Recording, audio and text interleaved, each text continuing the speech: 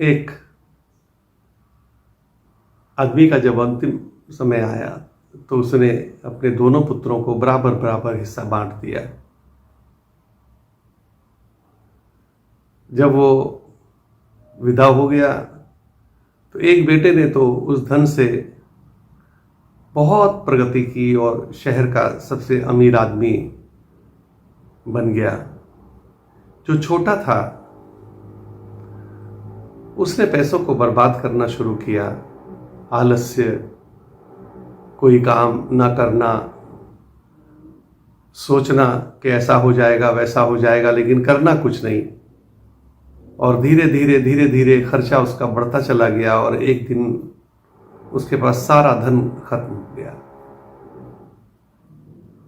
भूखे रहने की नौबत आ गई। भगवान से भरोसा उठ गया। एक संत के पास गया और जाके कहा कि भगवान है ही नहीं। एक बात मेरी समझ में नहीं आई कि मेरे पिताजी ने बराबर बराबर के 2 हिस्से किए थे। मेरा ही भाई, एक ही पिता के दोनों बच्चे हैं और वो प्रगति करता करता शहर का सबसे अमीर आदमी है और मेरे घर में आज रोटी बनाने के लिए आटा भी नहीं है। भगवान सिर्फ एक बातें हैं और कुछ नहीं है। उस संत ने कहा कि ठहरो, मेरे साथ आओ और चलो। खेतों में ले गया और कहा कि देखो ये गन्ने के खेत, गन्ने उगे हुए हैं और ये चरैता इस खेत में उगा हुआ है। वो देखो चमेली के फूल कितनी सुगंध दे रहे हैं और ये गुलाब के फूल कितने प्यारे हैं और वो गेंदे के फूल बिल्कुल अलग तरह के हैं। इसमें न तो जमीन का कसूर है, ना पानी का कसूर है, ना हवा का कसूर है, ना माली का कसूर है, ना सूर्य का कसूर है, किसी का कसूर नहीं। जमीन वही है, सब वही है, सिर्फ अपने अपने बीज का फर्क है। उन्होंने उस धरती में से, उस आकाश में से, उस सूर्य में से वही चीजें खींचनी है जो उनका बीज है।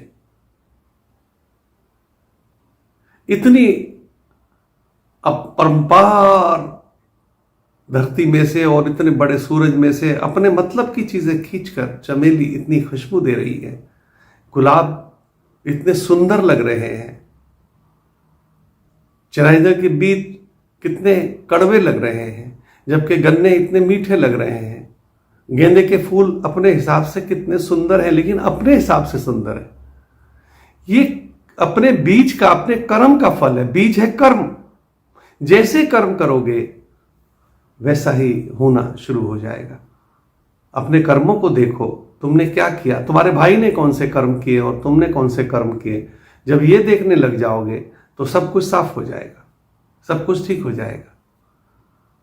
तो अपने कर्मों को देखो और उसके हिसाब से तुम अगर काम करोगे तो आज भी तुम वहां पहुंच सकते हो, ऐसा कुछ नहीं। जब से तुम्हारे विचार बदल जाएंगे, तुम्हारे काम बदल जाएंगे, तो फिर सब कुछ वैसा होना शुरू हो जाएगा। बात उसको जची और उसने वापस आकर मेहनत करनी शुरू की और धीरे धीरे उसने देखा कि जो भाई के पास है सब कुछ मेरे पास भी आना शुरू हो गया। लेकिन शुरू हुआ इस हिसाब से कि जब उसने उस तरह की मेहनत शुरू की, उस तरह का मन बनाया, उस तरफ चला और वहां पहुंचा भी। तो इसलिए जैसे हम कर्म करेंगे वैसा ही फल हमें मिलना शुरू हो जाता है। धन्यवाद।